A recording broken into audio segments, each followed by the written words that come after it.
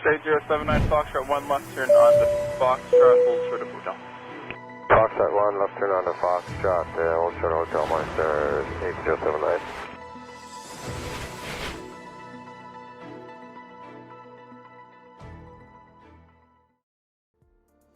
Welcome aviators to a new series on the channel. For the next 5 days, I will be uploading daily news regarding aviation in the one and only DAMP, or Daily Aviation News Podcast.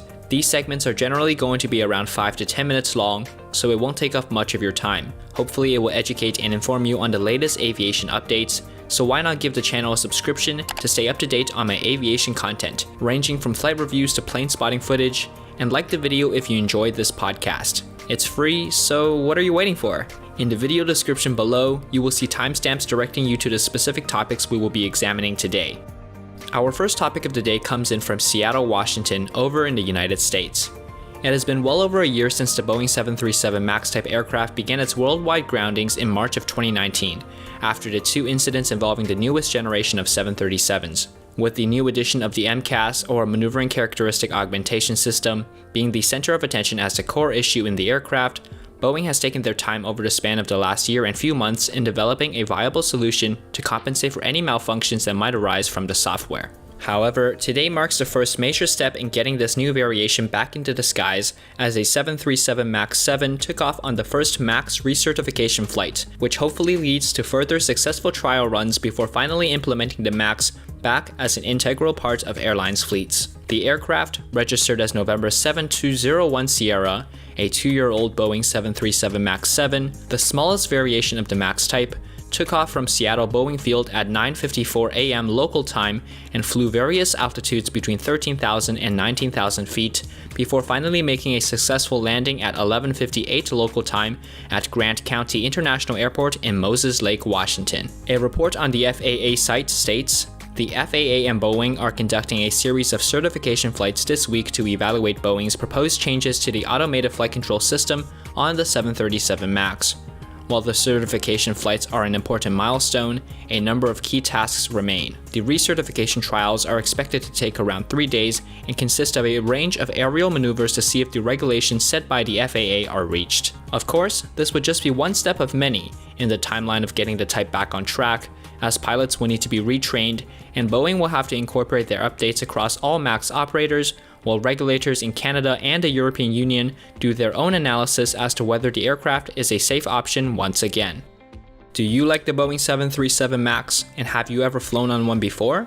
If not, let us know down in the comments below if you would ever fly on one again when the type is back in the air. Onwards, it is time to switch our attention to the biggest issue facing aviation right now, that is none other than the COVID-19 situation that has hampered aviation growth tremendously in the last few months. Airlines across the world have taken action in reducing passenger capacity, enforcing social distancing rules, and blocking off middle seats to ensure strangers are not sitting beside one another. However, after American Airlines recently announced ahead of the 4th of July week that they will resume full capacity booking, United Airlines have joined them in doing so. Although cases in the United States of America are still increasing in some states, the two giants in American aviation have decided that operating at 60% capacity is not a financially viable solution and have decided to begin booking flights fully starting on Wednesday. Other US airlines such as JetBlue, Delta, and Southwest have decided to continue the approach of blocking middle seats, with the first going until the end of July and the latter two until the end of September.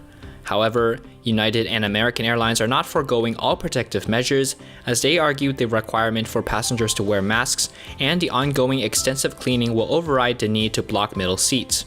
As expected, criticism towards this decision has been plentiful, with passengers expressing their feeling of anxiety at the thought of sitting in a packed airplane in this current time. What are your thoughts towards this decision?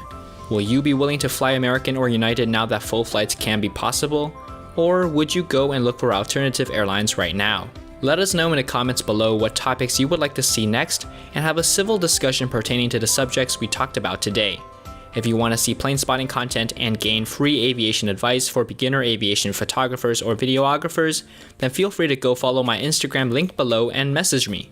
I thank you all for watching the Daily Aviation News Podcast episode today, and I hope that you stay tuned for more videos. Subscribe and press the bell icon to be reminded whenever I upload.